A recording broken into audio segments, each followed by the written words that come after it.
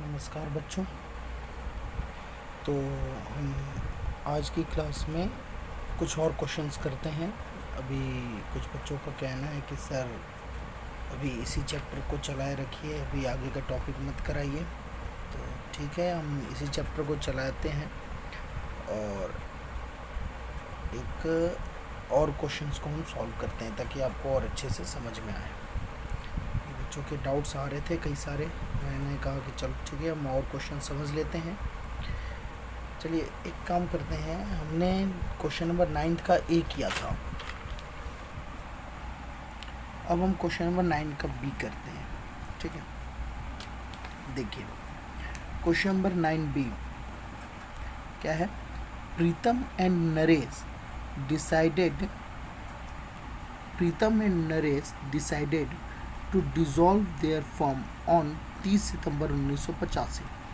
प्रीतम और नरेश जो हैं वो अपने फर्म को डिसॉल्व करने का निर्णय लेते हैं 30 सितंबर 1985 को।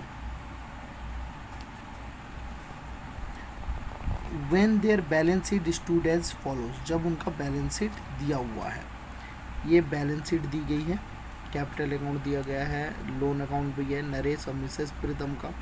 अच्छा, प्रीतम पार्टनर है, ध्यान रहे मिसेस प्रीतम पार्टनर नहीं है। तो नरेश का लोन का तो नरेश लोन अकाउंट बनेगा, लेकिन मिसेस प्रीतम का लोन अकाउंट नहीं बनेगा। सन्ड्री क्रेडिटर दिया है, आउटस्टैंडिंग रेंट दिया है, कैश एट बैंक दिया है, stock in trade, bills receivable, debtors, provision for bad debt, furniture, plant and machinery, goodwill और प्रीपेड इंश्योरेंस ये दिया हुआ है। और the asset were realised as follows, asset realise हो रहे हैं, stock 20,000, bills receivable 3800, furniture 5,100, plant and machinery 35,000, sundry debtors as 10% less than book value, sundry creditors allowed a discount of 5%, Pritam agreed to pay his wife's loan. Naresh agreed to pay outstanding rent. Expenses on dissolution came to also. Pritam and Naresh shared profit and loss in the ratio of their capital. Accounts are finally settled. Prepare general realization account, capital account, bank account. General अभी मैंने आप लोग को बताया नहीं है, तो general अभी हम बाद में करेंगे। रियलाइजेशन अकाउंट, कैपिटल अकाउंट और बैंक अकाउंट बनाते हैं। चलिए सबसे पहले हम यहाँ बनाते हैं रियलाइजेशन अकाउंट। क्वेश्चन नंबर 9 का बी, हमें क्या बनाना है, रियलाइजेशन अकाउंट।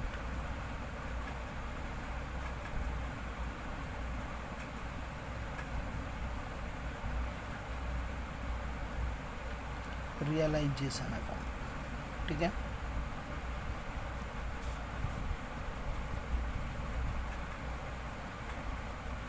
ये बन गया हमारा realisation account. Particular amount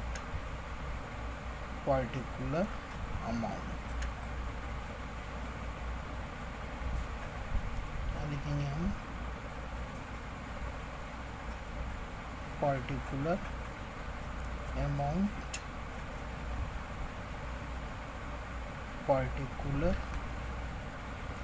amount, यहाँ आएगा डेबिट और यहाँ आएगा क्रेडिट।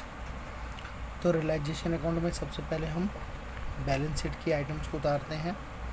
यहाँ क्या लिखते हैं हम, यहाँ लिखते हैं हम टू सन्ड्री लायबिलिटी। यहाँ क्या लिखते हैं हम, सॉरी यहाँ टू नहीं आता है, यहाँ पर बाय आता है, बाय सन्ड्री लायबिलिटी। और यहाँ आएगा टू सन्ड्री एसेट्स। अब चलिए हम उतारते हैं।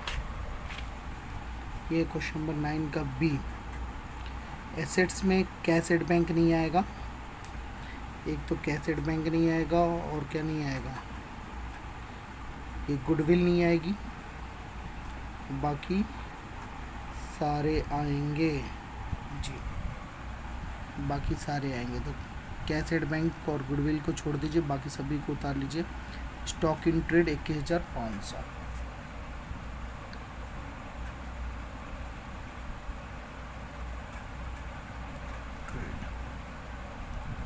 21,500। और क्या है, बिल्स रिसीवेबल 8,800। Bills receivable 8,800। और क्या है, सैंड्री डेटर्स 45,000। सैंड्री डेटर्स 45,000। और क्या, प्रोविज़न तो क्रेडिट में आएगा। Furniture 3,000।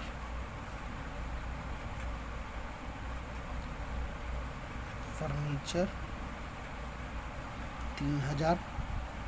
Plant and machinery 23,000। Plant and machinery कितने हैं,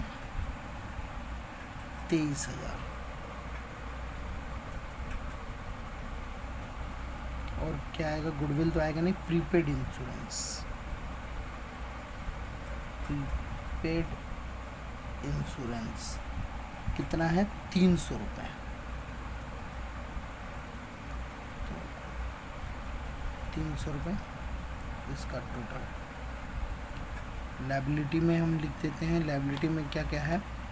कैपिटल तो आएगा नहीं, लोन में नरेश का नहीं आएगा, मिसेस प्रीतम का आएगा। कितना है, 36,000 है। तो यहाँ हम लिख देते हैं, यहाँ लिखते हैं मिसेस प्रीतम लोन। मिसेस प्रीतम का लोन कितना दिया हुआ है, मिसेस प्रीतम का लोन दिया हुआ है 10,000 रुपये। तो मिसेस प्रीतम का लोन 10,000 रुपये। ठीक। और क्या है सर, और एक सन्ड्री क्रेडिटर है और आउटस्टैंडिंग रेंट है। सन्ड्री क्रेडिटर, मैं क्रेडिटर लिख देता हूँ क्योंकि सन्ड्री तो मैंने शब्द ऊपर लिखा हुआ है, सन्ड्री लायबिलिटी, तो सन्ड्री क्रेडिटर से हो गया। कितना है सन्ड्री क्रेडिटर, 36,000। और आउटस्टैंडिंग रेंट है 500 रुपये।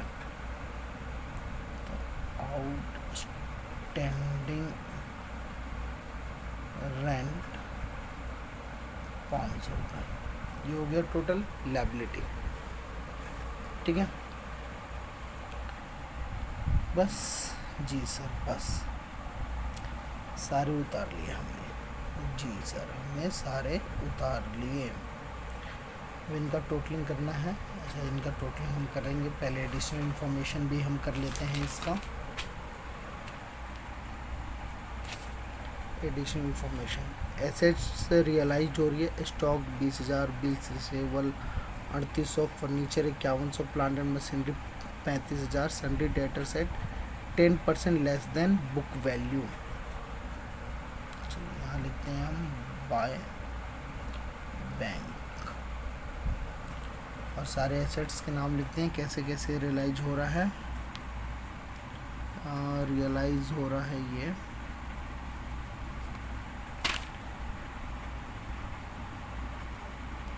Stock 20,000, bills receivable 3,800।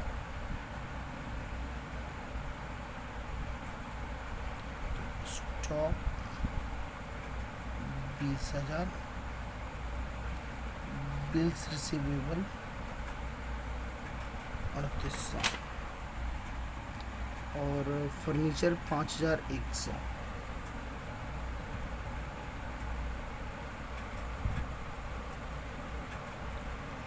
Furniture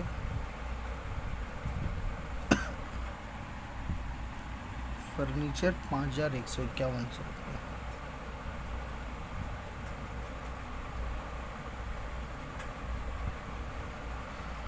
furniture के बाद क्या है भैया, प्लांट एंड मशीनरी 35,000।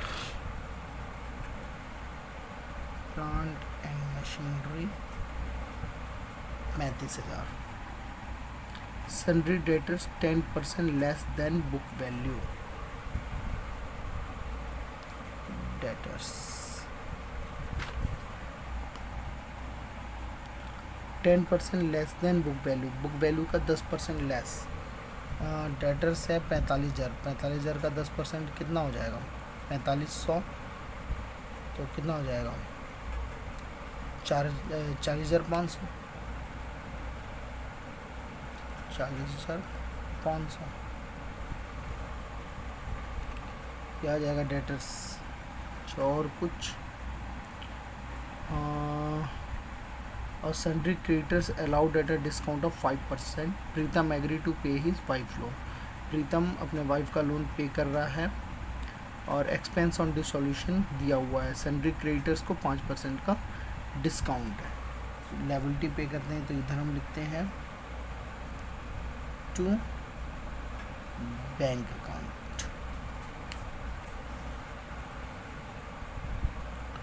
यहाँ आ जाएगा एक तो क्रेडिटर और एक एक्सपेंस।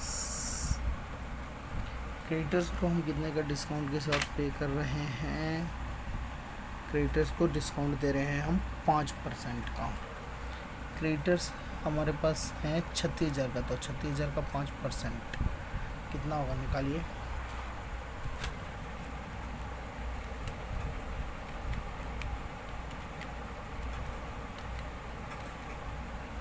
ये आ जाएगा 1800, इसे हम माइनस कर देते हैं 36,000 में से 34,200, तो क्रेडिटर्स आ गया 34,200, ये क्रेडिटर है 34,200। एक्सपेंस कितना कह रहा है, expense on dissolution came to 800, expense आया है 800। इसका भी हम टोटल कर लेंगे, यहाँ से इसका भी टोटल कर लेंगे। अच्छा एक चीज़ है, प्रीतम पे कर रहा था वो अपनी पत्नी का लोन, तो टू प्रीतम्स कैपिटल अकाउंट है ना, मिसेस प्रीतम लोन, मैं ब्रैकेट में बना देता हूँ। कितने का लोन था, 10,000 का।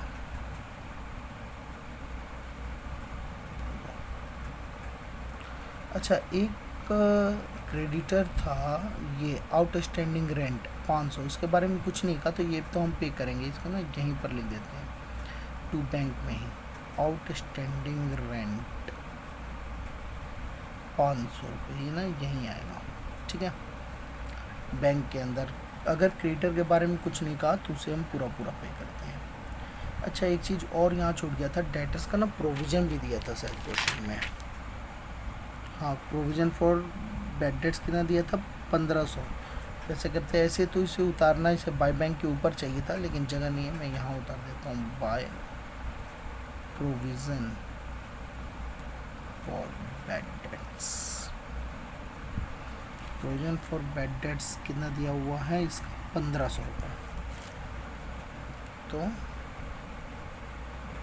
1500 अब हो गया सारा। अब हम एक एक करके कैलकुलेशन करेंगे और लिखेंगे। चलिए ऐसा करते हैं, कैलकुलेशन में आप लोग के ऊपर छोड़ता हूँ, आप लोग कीजिए, और इसके कैपिटल अकाउंट को भी आप लोग खुद बनाइए। बना लेंगे, ठीक है सर, कैपिटल अकाउंट भी हम खुद बना लेंगे। चलिए इसका कैपिटल अकाउंट आप लोग खुद बनाइए, कुछ भी नहीं है, 9 का जैसा ए था वैसे ही इसका भी कैपिटल अकाउंट है, और इसकी बैंक अकाउंट और लोन अकाउंट भी बनेगा उसी प्रकार से। एक बार ना वीडियो को पॉज करके आप लोग चाहें तो इसे लिख लें, उतार लें।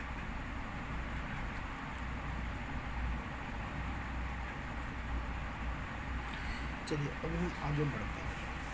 अब मैं एक ऐसे क्वेश्चंस हम सॉल्व करने की कोशिश करते हैं जिसका बैलेंस शीट नहीं दिया होता। क्या सर बैलेंस शीट नहीं देगा, जी बैलेंस शीट नहीं देगा। अगर बैलेंस शीट नहीं देगा तो क्या करेंगे हम, आइए चलिए करते हैं। देखिए बैलेंस शीट नहीं देता है ना, तो हम बैलेंस शीट भी बनाना पड़ता है। तो एक क्वेश्चन हम करते हैं जिसमें बैलेंस शीट ना दिया हो, यही करते हैं। क्वेश्चन नंबर 15 क्या लिखा है, balance sheet on the date of dissolution not given. अगर बैलेंस शीट नहीं दिया होगा डिसोल्यूशन वाले दिन तो हम क्या करेंगे कि दिया हुआ है, क्या लिखा है, A, B and C are in partnership sharing 4:3:3. They decided to dissolve the partnership firm. वे पार्टनरशिप फर्म को डिसॉल्व करना चाहते हैं. At the date of dissolution वाले डेट को देयर क्रेडिटर्स अमाउंटेड टू 16,800. उनका क्रेडिटर कितना था, 16,800 का था. And in the course of dissolution के दौरान अ कंटीजेंट लायबिलिटी थी 3500 की, not bought into the accounts matured. जब अकाउंट्स बनाया गया था जब इसे नहीं लाया गया था. देयर कैपिटल स्टूड, कैपिटल दे रखा है 12,000, 10,000 और 8,000. B add land to the firm in additional to capital. B ने ना कैपिटल के अलावा भी दे रखा है कितना, 13,200. द एसेट रियलाइज किया गया 45,670 में. हमें realisation account, partners capital account बनानी है और बैंक अकाउंट भी बनानी है, लेकिन इसमें बैलेंस शीट तो दिया नहीं है. तो हमें क्या करना होगा, सबसे पहले बैलेंस शीट बनानी पड़ेगी. चलिए क्वेश्चन नंबर, सबसे पहले हम इसकी बैलेंस शीट बनाते हैं.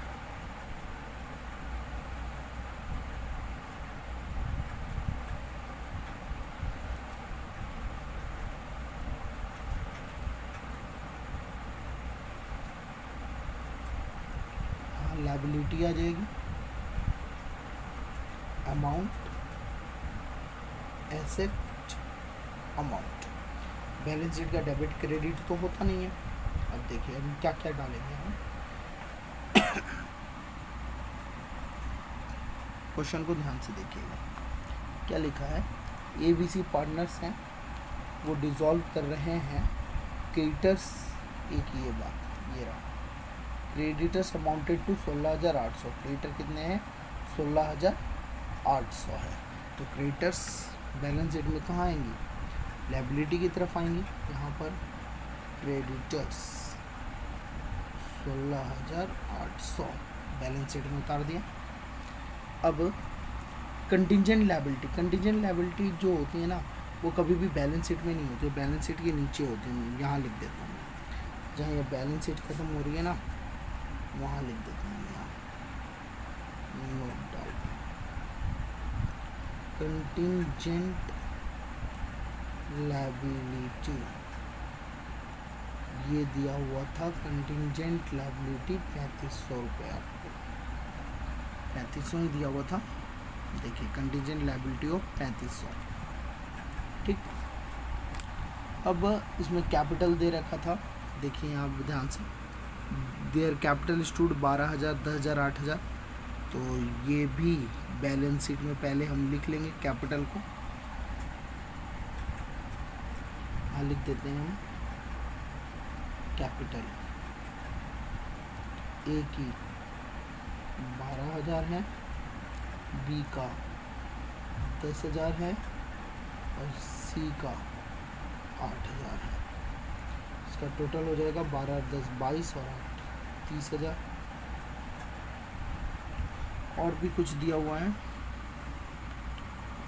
हाँ, फॉर्म को लैंड दिया था ना, बी में लोन दिया हुआ था कितने का, 13,200 का. तो उसे भी हम यहाँ लिख देते हैं. यहाँ लिख देते हैं बी लोन 13,200 रुपये का. अब तो कुछ भी वैसा नहीं है. एसेट रियलाइज हो रहा है. एसेट के बारे में तो कुछ बोला ही नहीं है. तो पता है, कुछ नहीं करना, ये जोड़ दो, जो आएगा ना वही आपका यहाँ पर आ जाएगा सन्ड्री एसेट के नाम से. जोड़ो 16,800 प्लस 30,000 प्लस 13,200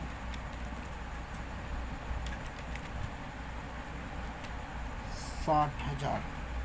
टोटल आ रहा है 60,000. तो सन्ड्री एसेट्स इधर आ जाएगा कितना, 60, टोटल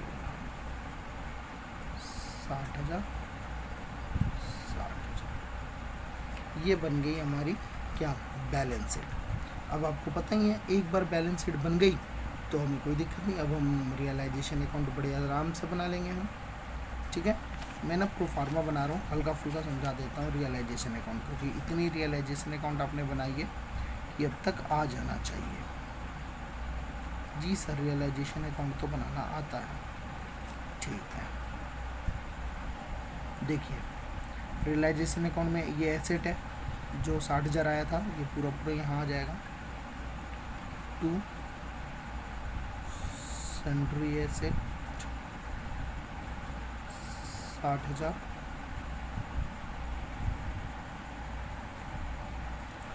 और यहाँ से कैब क्रेडिटर्स आएगा सिर्फ कितना, 16,800 बाय क्रेडिटर्स, 16,800। और तो कुछ भी नहीं था, नहीं सर। यहाँ एसेट रियलाइज हो जाएगा बाय बैंक।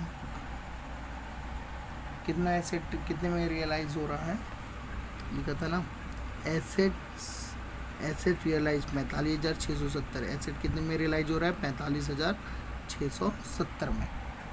तो बाय बैंक 45,670, और क्रेडिटर्स को तो पे करना ही पड़ेगा, कुछ भी नहीं लिखा तो हम यहाँ पूरा पूरा लिखेंगे। टू बैंक अकाउंट, क्रेडिटर्स कितना है, 16,800, 16,800। अच्छा, कंटीजेंट लायबिलिटी थे ना, अगर कंटीजेंट बैलेंस शीट के बाहर भी अगर कोई लायबिलिटी होती है तो उसे भी पे कर देते हैं। टू बैंक अकाउंट, मैं चाहता था इसी हेडिंग के अंदर अलग अलग क्रेडिटर और कंटीजेंट लायबिलिटी डाल देता, मैं अलग लिख रहा हूँ, कोई बात नहीं। ये कंटीजेंट लायबिलिटी आ जाएगी, कितनी आ जाएगी, 3500। और कुछ है नहीं सर, और कुछ भी नहीं है, तो बस हो गया। अब यहाँ से निकाल लो प्रॉफिट हुआ है या लॉस, जो भी होगा फिर उसको हम कैपिटल अकाउंट में बना लेंगे। कैपिटल अकाउंट में भी कुछ नहीं है, तो आप कैपिटल अकाउंट बनाइएगा, 2 कॉलम बनाइएगा, सॉरी 3 कॉलम बना लीजिएगा। किसके किसके लिए, ए बी और सी, ए बी और सी, ये पार्टिकुलर, ये पार्टिकुलर। अब सबसे पहले तो ये जितना कैपिटल आया है 12,000, 10,000, 8,000, यहाँ पर आप लिख दोगे बाय बैलेंस बीडी नाम से, कितना है, 12,000, 10,000, 8,000। ये आप कैपिटल अकाउंट लिख दोगे, और क्या करोगे, अगर यहाँ प्रॉफिट आई होगी तो उसको भी यहाँ बांट दोगे, और अगर यहाँ लॉस आएगा तो उसको यहाँ डेबिट में बांट दोगे। बस जी सर, बस और कुछ भी नहीं करना, नहीं और कुछ भी नहीं करना। तो और उसके बाद यहाँ बैलेंस सीडी आ जाएगी, उसके बाद फिर आप वैसे ही जैसे लोन अकाउंट बनाते थे लोन अकाउंट बनाएंगे और बैंक अकाउंट बनाएंगे। बात समझ में आ रही है कि अगर बैलेंस शीट नहीं देगा तो क्या करेंगे, जी सर समझ में आ रही है। अगर बैलेंस शीट नहीं देगा तो पहले बैलेंस शीट बनाएंगे, उसके बाद बैलेंस शीट बनने के बाद जैसा हम रियलाइजेशन अकाउंट बनाते हैं, कैपिटल अकाउंट बनाते हैं, बैंक अकाउंट बनाते हैं, लोन अकाउंट बनाते हैं, वैसे ही बनेगा। जी सर। सर एक क्वेश्चन और करके दिखा दीजिए ना बैलेंस शीट वाला। चलिए एक क्वेश्चन ना एक और हम करते हैं बैलेंस शीट वाला।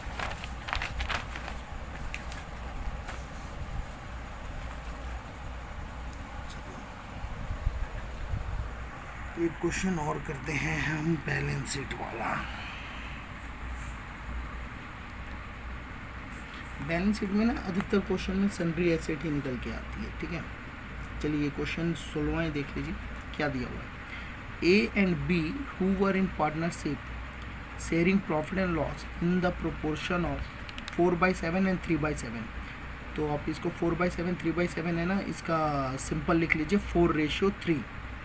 ठीक है, 4:3 इसका हम यहाँ सिंपल लिख लेते हैं 4:3।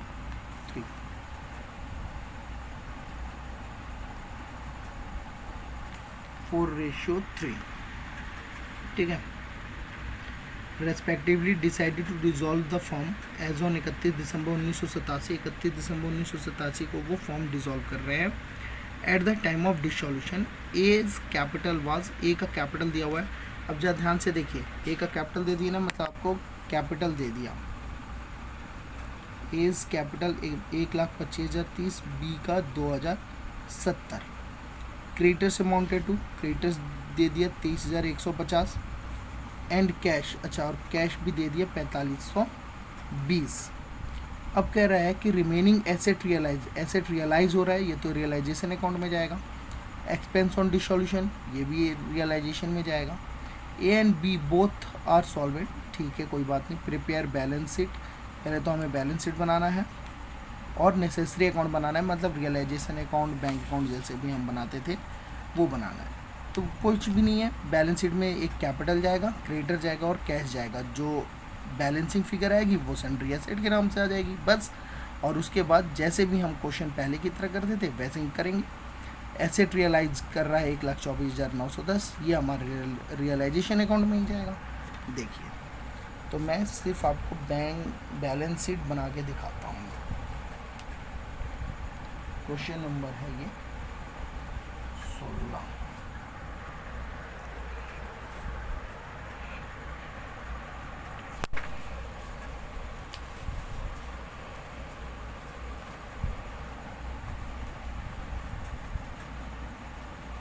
सबसे पहले बैलेंस शीट,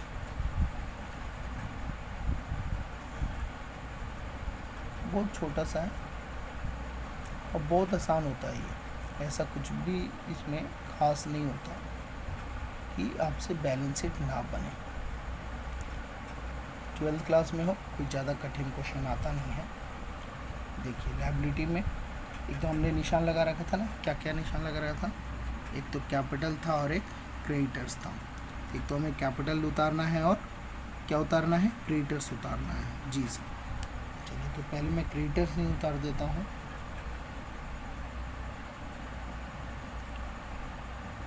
क्रेडिटर्स, क्रेडिटर्स हमने निशान लगा रखा था 23,150 और कैपिटल ए और बी की, ए की कैपिटल 1,25,030 और इसकी 2,070। जी सर, कितना हो जाएगा, 7 3 10, 1 5 और 2 7, 2 1,27,100, ऐसे होता है 1,27,100। ठीक है, यहाँ पर कैश दे रखा है, कैश कितना दे रखा था, हमने निशान लगाया था 4,520। अब जितने की कमी आ गई वो सन्ड्री एसेट लिख दो, सन्ड्री एसेट।